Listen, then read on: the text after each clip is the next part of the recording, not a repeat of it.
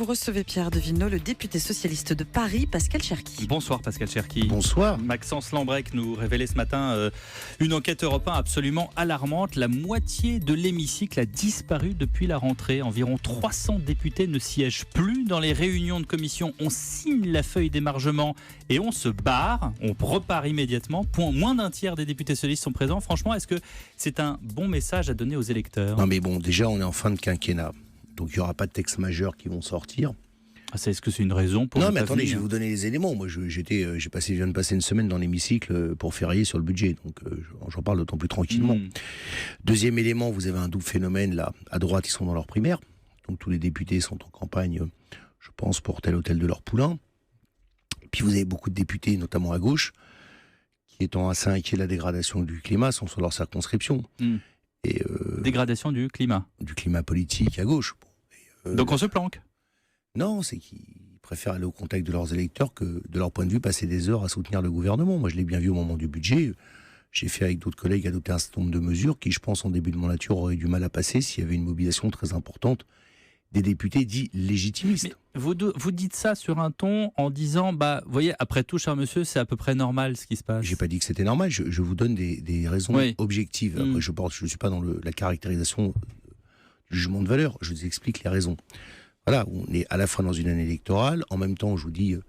Mais est-ce que c'est à chaque fois comme ça ? J'en sais rien, c'est mon premier mandat. Oui. Donc, mais vous êtes un observateur de la vie politique depuis longtemps. Oui, mais enfin, je procède pas des comptages des députés dans l'hémicycle, si vous voulez. Donc, je suis incapable de vous dire ça. Et en même temps, je dis ça parce que ça fait des années, quand je dis des années, c'est des décennies qu'on dit qu'il n'y a personne dans l'hémicycle. Mais alors, après, il faut relativiser les choses. Bon, d'abord, un député est dans une commission. Vous avez des textes généralistes, vous y participez. Moi, le texte, par exemple, du mariage pour tous a été discuté en commission des lois. Moi, je suis à la commission des finances. Ça ne m'a pas empêché de venir y participer, de faire une intervention, parce que c'est un texte important. Oui, un texte symbolique fort. Bon, voilà, c'est une réforme de société. Vous avez des grands textes, ce qu'elles pouvaient discuter. Puis après, vous avez les textes des commissions. Je vous prends un exemple. Moi, je suis élu de Paris. Ouais. On vient de discuter, il y a une semaine ou 15 jours, la loi sur la montagne. Bon, moi, j'ai pas mis une seule fois les pieds dans l'hémicycle. Pourquoi ? Je me sens complètement incompétent pour discuter à un moment donné de textes très techniques qui discutent de mesures sur, on va dire, tout ce qui concerne la montagne. Bon.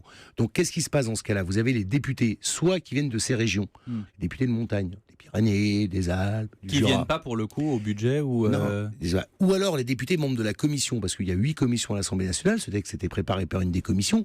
Donc, dans l'hémicycle, ce sont les députés qui ont travaillé le texte ou qui ont un lien géographique avec le texte qui viennent. Bon.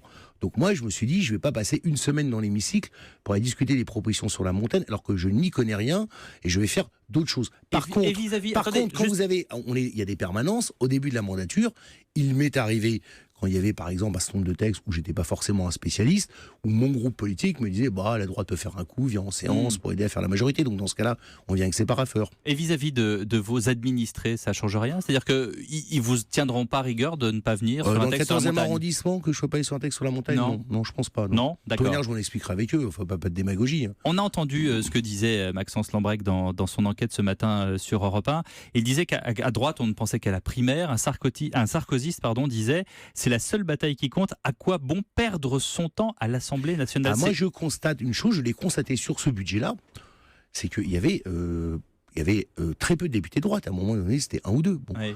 Mais c'est quand même inouï dans la bouche d'un député d'entendre la formule « perdre son temps à l'Assemblée nationale », non ? Perdre son temps. On peut perdre son temps à l'Assemblée nationale ? Oui, ça nous arrive. Oui. Mais moi, je suis assez d'accord avec le fait que c'est un peu curieux. Moi, il m'arrive des fois de participer de manière un peu distraite à certaines réunions de commission parce qu'il y a des sujets soit sur lesquels je ne suis pas compétent. Et il faut reconnaître aussi qu'un député ne peut pas être spécialiste de tout. Surtout quand on rentre dans la matière technique. Et on lui demande je ne parle pas des principes politiques. Il y a des fois des choses où vous discutez. Par exemple, même dans ma commission en matière de fiscalité, quand on discute de la fiscalité de l'industrie du bois, je vous avoue, c'est pas ma spécialité. Alors, je peux écouter, ça peut m'intéresser. Puis il y a des fois où j'écoute d'une manière distraite. Et puis deuxièmement, on fait confiance aux collègues. Voilà, je veux dire, on est aussi membre de groupes politiques. Alors, je ne suis pas toujours d'accord avec ce que raconte mon propre groupe politique, ça ne vous aura pas échappé. Bon, il y a des fois des sujets où on fait confiance aux collègues. Moi, les collègues, je les connais. Il y en a qui sont spécialistes d'un certain nombre de sujets, ils s'y investissent depuis des années.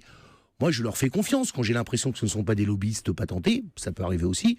bon, je me cale sur leur position. À Je veux propos dire, de- la politique, c'est aussi une œuvre collective. À propos du groupe politique avec lequel vous n'êtes pas toujours d'accord, justement, les députés frondeurs en profitent, paraît-il, de ces déserts de l'hémicycle pour faire voter des amendements. C'est pas mal, ça, comme tour de passe-passe. Oh non, mais nous, on mène des combats de manière constante. Moi, ça fait des années, par exemple, que je me bats avec les ONG, avec d'autres collègues, je ne suis pas le seul, heureusement d'ailleurs, pour élargir l'assiette de la taxe sur les transactions financières.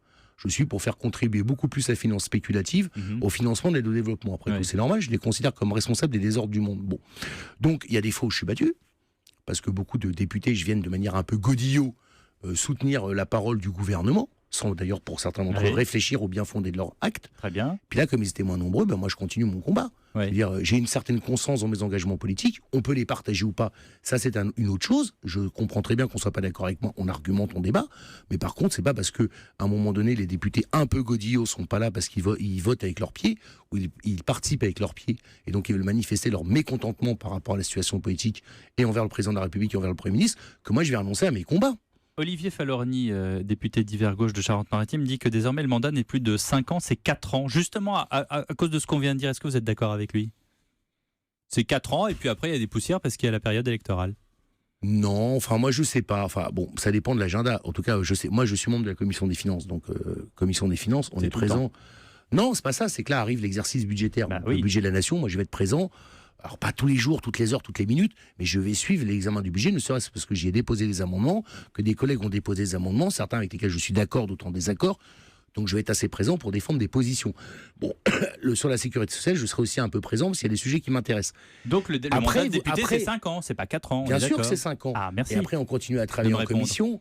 Après, vous avez parfois des textes qui sont soit hyper spécialisés, soit hyper techniques, soit très bavards, où on se dit, bon, franchement, parce qu'il faut qu'on connaît aussi une réflexion sur la qualité du travail législatif. Est-ce que vous avez lu le livre de Jean-Christophe Fromentin, député d'hiver droite des Hauts-de-Seine, qui propose que les 577 députés ne soient plus des gens qui font une carrière politique, mais qui soient des gens de la société civile et accessoirement fassent de la politique? Est-ce qu'ils ne seraient pas plus nombreux dans l'hémicycle? Non, mais écoutez, ça fait partie des gadgets. Moi, j'en ai marre de la politique. Ça, c'est un gadget. J'en ai marre de la politique par l'anecdote et la politique par gadget.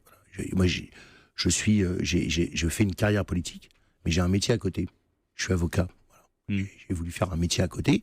Donc si un jour je suis battu aux élections, ce qui peut peut-être arriver, j'espère pas la prochaine fois, ou si je décide d'arrêter mon activité d'élu, ma fonction d'élu, c'est une fonction, je reprendrai un métier.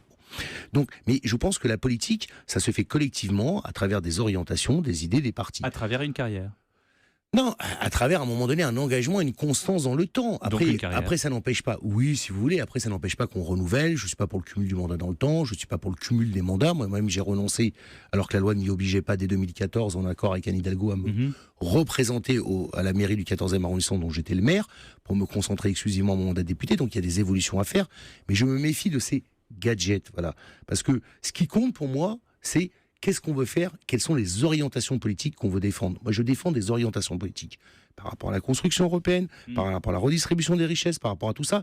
Et j'en ai marre, moi, je vous le dis, qu'on n'arrive plus à discuter du fond, mais qu'on discute de ce qui est anecdotique. Or, ça fait peut-être le buzz, mais fondamentalement, nos concitoyennes et nos concitoyens n'ont pas le sentiment qu'on leur amène des perspectives et des réponses de gauche ou de droite aux interrogations qui se posent par rapport à l'état du pays et l'état de l'Europe. Merci Pascal Cherki pour votre franchise ce soir dans Europe Nuit. Merci. 22h25 sur Europe 1, on s'intéresse à